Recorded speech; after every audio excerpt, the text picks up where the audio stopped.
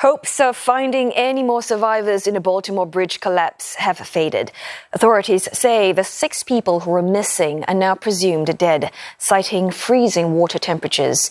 The Coast Guard has suspended its search and is expected to begin a recovery operation at dawn. A construction crew of 8 people were repairing potholes on the Francis Scott Key Bridge when it collapsed.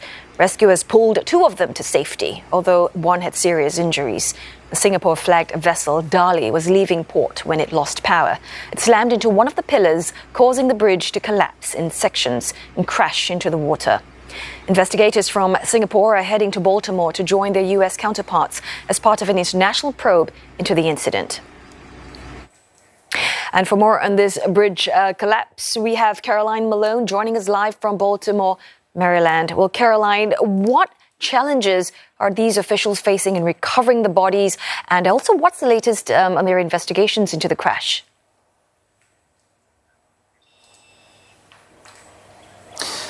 This is absolutely, a challenging time for officials trying to still recover the bodies of the people who have come off the bridge. And when we're talking about waters that are, about 8 degrees Celsius, strong currents, there's debris in the water, that's made it very difficult for the divers who in the first day were trying to potentially find any survivors and who are now tragically just looking for bodies of those who are presumed to have died after coming off the bridge. So really challenging conditions for them. It also makes it incredibly challenging for any kind of recovery and repair mission as well. We're talking about waters that are, about 50 foot deep. We're talking about a bridge that has almost entirely collapsed and would take a long time to rebuild. But at this point, we are very much still in the search phase for the bodies of those who have been killed, and officials saying that they will be gathering around the communities who've been impacted by this. I mean, this is a container ship that is about 1,000 foot long, which is absolutely vast, and a very long bridge, going a few kilometers across the waterways here just off Baltimore.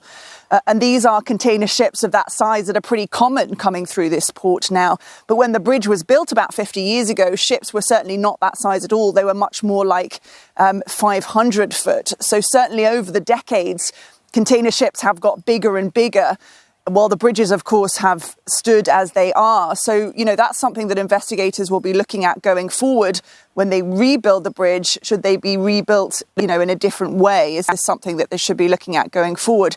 In terms of the investigation itself, the lead investigators had said they were waiting to get on the ship until the rescue mission had ended. And now that that has ended, they are able to get onto the ship. It's just turned, sunrise here. So it's time for those divers to get back in the water. And certainly they'll be looking for the black boxes to really listen to those last final crucial moments before the ship hit the bridge to find out exactly what happened. We have heard from some of the early stages of the investigation that it's important for them also to speak to members of the crew, which they will be doing as well on Wednesday, to find out exactly what happened. One of the people who was helping navigate the ship is actually from the Port of Baltimore. That's pretty common to have a pilot who is from the local area, who knows the area intimately. He made the Mayday call and also decided to drop anchor just before the ship hit the bridge. They were trying to slow this ship down. They also tried to veer to the left, but as we know now, tragically, it didn't help in this situation. And also, Caroline, I believe some experts say just to get the bridge built again might take somewhere between 3 and 5 years. Now, in the meantime, as investigations are ongoing, how are the state and federal governments, how are they tackling the supply chain disruption caused by port closures?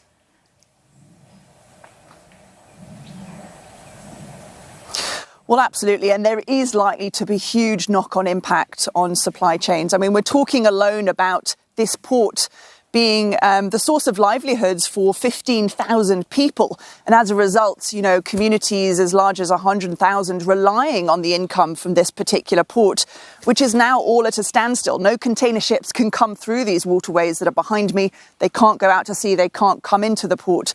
And so already, we are seeing companies that usually use this port scrambling to find other options, in some cases moving their ships further south into the port of Virginia, which is another option just slightly further down the coast.